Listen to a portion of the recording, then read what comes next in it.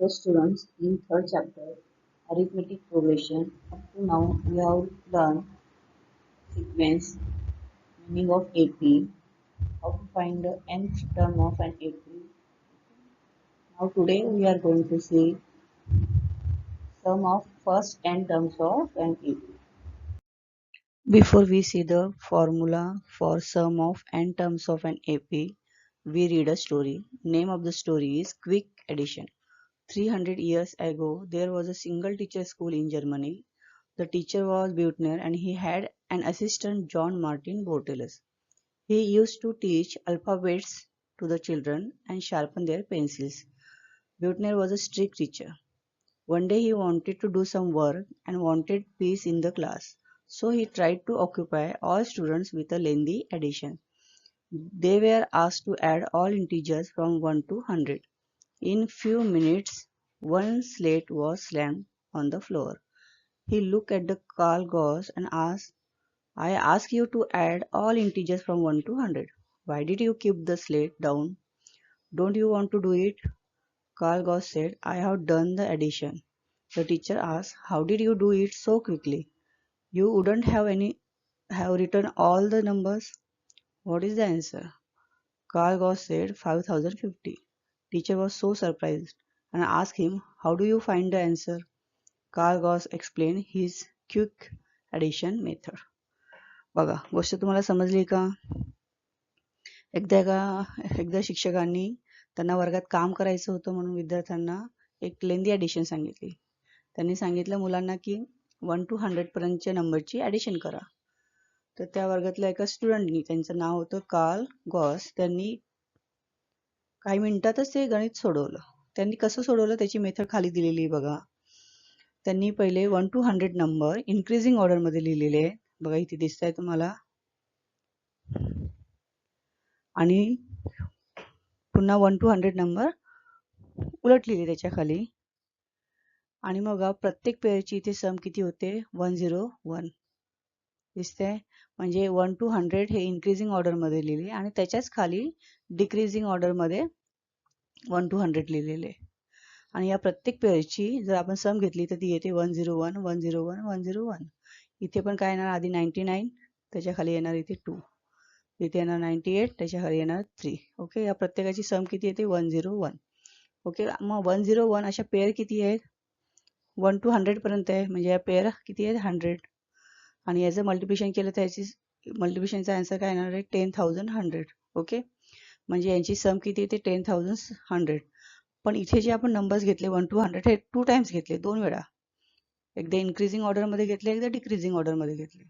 आणि मग दोघांची सम 10,100 आली. आणि टीचर्सनी फक्त 1 to 100 ची सम विचारली म्हणून त्यांनी त्याच्या हाफ केलं. याच्या हाफ किती येणार आहे? 5050. आणि त्यांनी लगेचच म्हणून काही मिनिटात उत्तर दिलं. ओके, आणि या कार्ल गॉसच्या टेक्निकचाच आपण यूज करणार आहे to find the formula for sum of n terms of an AP. Okay. Now see, information about mathematician Gauss is given in short. Full name John Friedrich Carl Gauss, birth 30th April 1777 and death 23rd February 1855. Okay. Carl Gauss was a great German mathematician. He was born in Braunschweig. He was the only son of uneducated parents. He showed a glimpse of his intelligence in Buettner's school. After some years, Buettner's helper, John Martin Bartellus, and Gauss became friends. Together, they published a book on algebra. Bartellus made the other people realize the extraordinary intelligence of Gauss. Let's remember, for the given arithmetic progression, if the first term a is given and common difference d is given, then Tn equal to a plus in the bracket n minus 1 into d. आणि Sn साठी formula बघा, Sn equal to n upon 2 in the bracket 2a plus n minus 1 into d.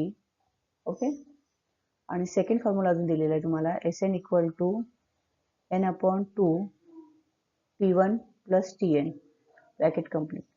म्हणजे first term आणि P1 म्हणजे first term आणि Tn means last term. Okay, दोन फॉर्म्युले आपण यूज करू शकतो to find the sum of first n term of the AP. Okay. Now we know the formula for sum of first n terms of an AP. Okay. Before we start the practice set, we will discuss some solved example based on the formula Sn. Now see the first example. Find the sum of first n natural numbers.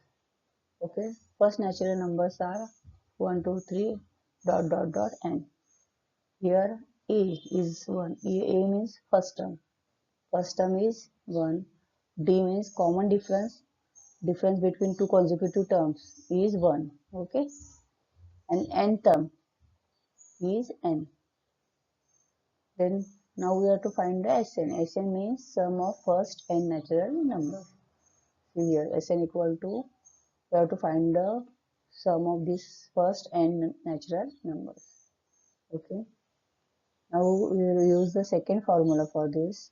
Sn equal to n upon 2 in the bracket first term plus last term. First term is 1 and last term is n. Now see, after simplifying this, we get here the sum of first n natural numbers is n in the bracket n plus 1 upon 2. Okay. Now see the second example. Find the sum of first n even natural numbers. First n even natural numbers are 2, 4, 6, 8 up to 2n. Okay, dot dot dot 2n. Here first term is 2 and d is 2. D means what? Common difference. A equal to 2 and d equal to 2. Common difference. Common difference means difference between two consecutive terms. And the last term Tn is 2n. Now see here, three methods are used to solve this example. You can use any method which you want to solve. Now see the first method, Sn equal to n upon 2 in the bracket T1 plus Tn. N upon 2, first term is 2 and the last term is 2n. After simplifying here we get n in the bracket 1 plus n. And this method is first formula. Sn equal to n upon 2 in the bracket 2a plus n minus 1 into t. Here the value of a is 2, therefore 2 into 2, 4. And the value of d is also 2. After solving, in the last we get same answer, n in the bracket 1 plus n. Okay. Now see the practice set 3.3. Question number 1. First term and common difference of an AP are 6 and 3 respectively. Find S27. S27 means you have to find the sum of first 27 terms of an AP. Okay. For that you have given A, value of A equal to 6. A means what? First term.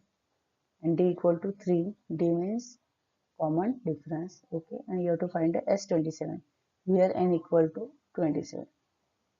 Now to solve this, we know formula for Sn. Okay. Sn equal to n upon 2.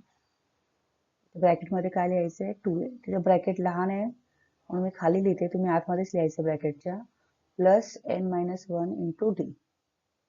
Okay आता हे solve करायचं आहे S आपण value substitute करूया S N म्हणजे S27 equal to एनची value ते substitute केली 27 अपॉन 2 2a एची व्हॅल्यू किती आहे 6 6 टू 12 आलं इथे एनची व्हॅल्यू 27 27 मायनस 1 डीची व्हॅल्यू 3. ओके मग आता इथे पुढे सॉल्व करून तुम्हाला इथे ब्रॅकेटमध्ये आन्सर लिहायचं आहे डायरेक्ट तुम्हाला जमणार नाही आन्सर म्हणून इथे आपण 2 स्टेप वाढू शकतो 27 upon 2 ब्रॅकेटमध्ये 12 plus 27 minus 1 26 into 3 bracket complete पुन्हा नेक्स्ट स्टेप काय ना 27 अपॉन 2 12 प्लस 26 3 जा 78. ओके ही ॲडिशन किती येणार आहे 90. ती ॲडिशन इथे लिहायची नेक्स्ट स्टेप येईल 27 अपॉन 2 ॲडिशन किती लिहिणार आपण 90 आणि या 90 ला 2 ने डिवाइड केला इथे किती येईल 45 27 इंटू 45 इथे काय आन्सर येतं ते बघा आणि ते लिहा इथे. ओके तुम्ही सॉल्व करा. Now see the question number 2. Find the sum of first 23 even natural numbers. Okay. आता even natural numbers तुम्हाला माहित आहे. Even natural numbers are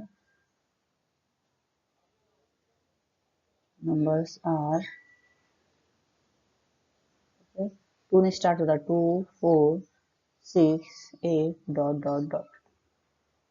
आता ही जी आपल्याला एपी मिळाली यातल्या पहिल्या फर्स्ट 123 समची टर्मशीच आपल्याला ऍडिशन करायची आहे. आणि मग आता इथे काय येणार बघा, इक्वल टू ए म्हणजे फर्स्ट टर्म, तो काय येणार आहे हा 2. डी म्हणजे कॉमन डिफरन्स, या दोघातला कॉन्झिक्युटिव्ह टर्म्स मधला डिफरन्स किती येणार आहे 2.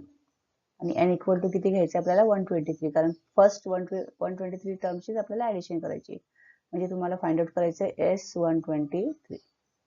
ओके. मग आता Sn चा फॉर्म्युला आपल्याला माहित आहे. Sn equal to n upon 2 in the bracket 2a plus n minus 1 into D. Okay. आता व्हॅल्यू सबस्टिट्यूट करूया आपण. n ची व्हॅल्यू आहे 123 अपॉन 2 इंटू a ची व्हॅल्यू किती आहे 2 प्लस n ची व्हॅल्यू आहे 123 मायनस 1 डी ची व्हॅल्यू आहे 2. Okay. therefore S1 123 equal to 123 upon 2, 2 to the 4 plus 123 minus 1, 122 into 2. Here 123 upon 2 in the bracket 4 plus 2 ने multiply केल्यावर काय मिळणार 244. 123 upon 2 यांची ऍडिशन केली तर आपल्याला काय मिळणार 248. ओके. 2 ने याला आपण डिवाइड केल्यावर काय मिळेल 123 इंटू 124. आणि यांचं मल्टिप्लिकेशन तुम्ही करायचं आहे इथे. आता मी डायरेक्ट आन्सर लिहिते 15252. ओके. 15,252. तुम्ही चेक करा मल्टिप्लिकेशन बरोबर आहे की नाही. Okay. Next example. Question number 2 आणि 3 सेम मेथडने सॉल्व्ह करायचं होतं, म्हणून आपण फोर्थ एक्झाम्पल घेतलं. आता question number 4. In an AP 19 term is 52 and 38 term is 128. Find the sum of first 56 term. आपल्याला फर्स्ट 56 टर्मची ऍडिशन फाइंड आउट करायची आहे. तुम्हाला इथे एपी नाही दिली आहे, ए आणि डी पण नाही दिलाय, पण दोन कंडिशन्स दिले बघा. 19 टर्म म्हणजे T19 दिले तुम्हाला 52. ओके. आणि T38 दिले तुम्हाला 128. and you have to find the sum of first 56 terms, that means S56 तुम्हाला फाइंड आउट करायचं. आता आपल्याला ए डी आणि एपी नाही आहेत, मग आपण जे दोन कंडिशन दिले त्याचा यूज करूया. त्यासाठी आपला टीएन चा फॉर्म्युला यूज करायचा बघा. T n equal to a plus n minus 1 into D. Okay. T19 a यांची व्हॅल्यू आपल्याला माहिती काय येईल 19 मायनस 1 डी. ओके. T19 ची व्हॅल्यू दिली आपल्याला इथे 52, इथे सबस्टिट्यूट केली. ए ची दिली नाही तसंच ठेवला आहे आपण. 19 मायनस 1 18 डी. ओके. या फॉर्मॅटमध्ये आपल्याला एक काय मिळालं इक्वेशन. सेम हे सेकंड कंडिशनचा जर आपण यूज केला तर इथे आपल्याला मिळेल 128 ए प्लस 38 मायनस 1 किती 37 येईल इथे D. This is equation number 2. आता मी डायरेक्ट लिहिलं. तुम्हाला टीएनचा फॉर्म्युला परत सॉल्व्ह करायचं असेल तुम्ही करू शकता. आता आपण सेम एक्झाम्पल आधीचे एक प्रॅक्टिस सेटमध्ये बघितलेलं आपण. तिथे आपण हे दोन इक्वेशन सॉल्व्ह करून ए आणि डी ची व्हॅल्यू मिळवलेली. पण आता आपण तसं नाही करणार आहे. आपण इथे एक शॉर्टकट टेक्निक यूज करणार आहे. पहिले फक्त यांची ऍडिशन करणार आपण. इथे ऍडिशन किती येते बघा 180 equal to a plus a 2a आणि यांची ऍडिशन येते 55d. ओके. त्याला आपण म्हणूया इक्वेशन नंबर 3. आता Sn चा फॉर्म्युला यूज करू आपण. Sn equal to n upon 2 in the bracket 2a plus n minus 1 into d. आपल्याला S56 काढायचं आहे, म्हणून जिथे n आहे तिथे आपण व्हॅल्यू सबस्टिट्यूट करणार 56 upon 2a plus 56 minus 1 into D. Okay. 56 upon 2 किती येणार आहे 28. ब्रॅकेटमध्ये काय येणार आहे 2a प्लस 56 मायनस 1 इथे किती येणार आहे 55d. ओके. आता इथे बघा 28 आणि ही जी व्हॅल्यू आहे 2a + 55d याची व्हॅल्यू इथे आपल्याला मिळालेली बघा इक्वेशन नंबर 3 दिसते 2a + 55d ची व्हॅल्यू किती मिळाली 180 आणि म्हणून इथे आपण सबस्टिट्यूट करणार 180 from equation 3. Okay S56 equal to 28 into 180 आणि मल्टिप्लिकेशन काय येतं ते तुम्ही सॉल्व्ह करायचं. काय आन्सर येतं चेक करा. Now see question number 6. Sum of first 55 terms in an AP is 3300. Find its 28 term. Okay. तुम्हाला आता इथे काय दिलेलं आहे बघा. सम ऑफ फर्स्ट 55 टर्म्स म्हणजे S55 दिलाय तुम्हाला 3300. तुम्हाला फाइंड आउट करायला सांगितले 28 टर्म. ती 28 फाइंड आउट करायचं. अगेन इथे तुम्हाला आता बघा AP नाही दिली आहे. ए आणि डी पण नाही दिलंय. आता पुन्हा आपण फक्त या फॉर्म्युल्यावरून आपल्याला काय आयडिया मिळते ते बघायचं. जे दिले त्याचा यूज करायचा. S55 दिलाय म्हणून आपण SNचा फॉर्म्युला पहिले यूज करू. n/2 in the bracket 2a plus n-1 into d bracket complete. आता S55 काढायचं म्हणून लिहिलं आपण 55/2 okay 2a plus 55 minus 1 d. बघा 55/2 S55 ची व्हॅल्यू दिलेली आहे आपल्याला 3300. इथे सॉल्व्ह केल्यावर काय मिळेल 2a plus 55 minus 1 54d. Okay again इथे आपण 2 कॉमन काढलं या ब्रॅकेटमधून. ब्रॅकेटमध्ये राहणार आहे a plus 27d. येणार आहे 3300 लेफ्ट साईडला. therefore साइन हा 2 काय झाला तुमचा cancel. therefore 3300 equal to 55 bracket मध्ये येणार आहे तुमचा a plus 27d. therefore 3300 upon 55 equal to a plus 27d. आता हा डिवायडेशन केलं तुम्ही तर इथे आन्सर येणार आहे तुमचा 60 a plus 27d. कॅल्क्युलेशन करून बघा तुम्ही. तर आपण म्हणूया इक्वेशन नंबर 1. म्हणजे आपण एसएनचा फॉर्म्युला घेऊन हे सॉल्व्ह केलं तर आपल्याला पर्यंत सॉल्व्ह करता आलं आपण केलं. ओके आता याचा पुढे कुठे यूज होतो का बघायचा. आपल्याला काय काढायचंय T28. मग आता TN चा फॉर्म्युला यूज करू आपण. TN equal to a plus n-1 into d. T28 equal to a plus 28 minus 1 into d. a plus 28 minus 1 27d. आता बघा T28 इक्वल टू काय मिळालं a plus 27d आणि a plus 27d ची value किती मिळाली आपल्याला 60. म्हणून इथे डायरेक्ट आपण लिहू शकतो 60 फ्रॉम 1. ओके आणि म्हणून 28 टर्म किती मिळालं आपल्याला 60 मिळालं. ओके समजलं. Now see the question number 7. In an AP, sum of 3 consecutive terms is 27 and their product is 504. Find the terms. तुम्हाला 3 consecutive terms find out करायचे आणि ते बघा स्टार केलेले आहे. स्टार केलेले हे जे एक्झाम्पल्स असतात हे हायर लेवल थिंकिंग एक्झाम्पल्स असतात. थोडेसे वेगळ्या पद्धतीने याचा विचार करायचा असतो. आता 3 consecutive terms फाइंड आउट करायचे आणि आपल्याला ए आणि डी दिलेला नाहीये पण 2 कंडिशन दिले आहे की त्या 3 consecutive टर्म्सची ऍडिशन 27 आहे त्यांचा प्रोडक्ट किती 504. आता आपल्याकडे जनरली ए आणि डी जर असेल तर एपीचा जनरल फॉर्म काय ए. सेकंड टर्म आहे ए प्लस डी. थर्ड येतो A plus 2d A plus 3d comma dot dot so on अशी आपण एपी तयार करू शकतो. आणि याचे कोणतेही 3 कॉन्सिक्युटिव्ह टर्म्स घेऊन आपण सोडवायला गेलो तर ते सोयीचं होत नाही. लवकर आपल्याला इझिली सॉल्व्ह करता येत नाही आणि म्हणून त्यांनी सांगितले बघा या टाईपचे 3 कॉन्सिक्युटिव्ह टर्म्स घ्या आणि म्हणून हे घ्यायचे आपल्याला बघा. अज्युम दॅट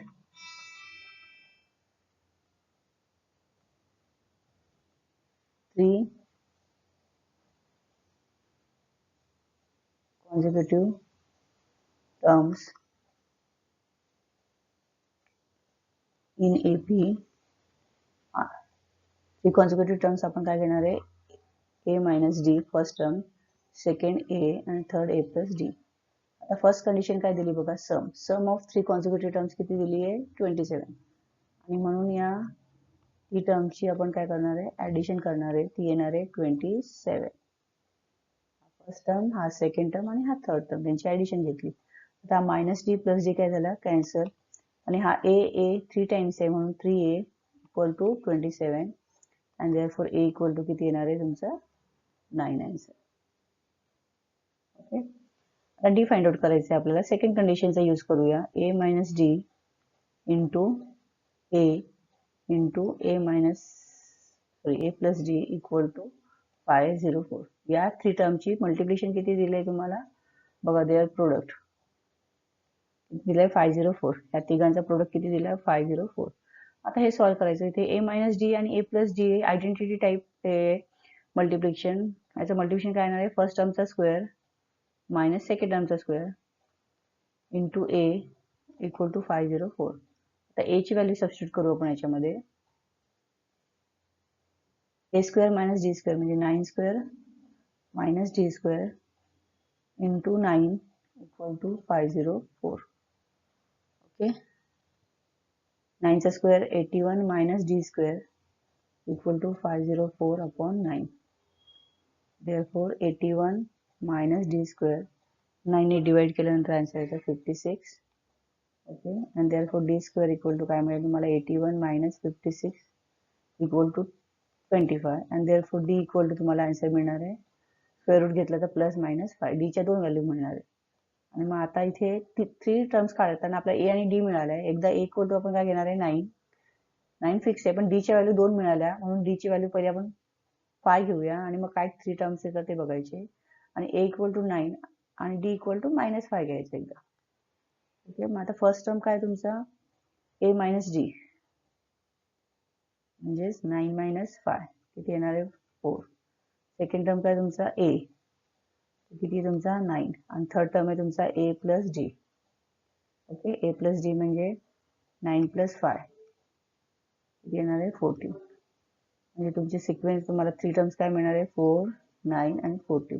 ओके, जर -5 घेतला तर a मायनस डी म्हणजे 9 मायनस -5 किती होणार इथे 9 प्लस 5 14 येणार.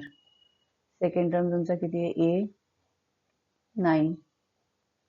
ओके, आणि थर्ड टर्म तुमचा a प्लस डी म्हणजे 9 प्लस -5 किती येणार आहे 4.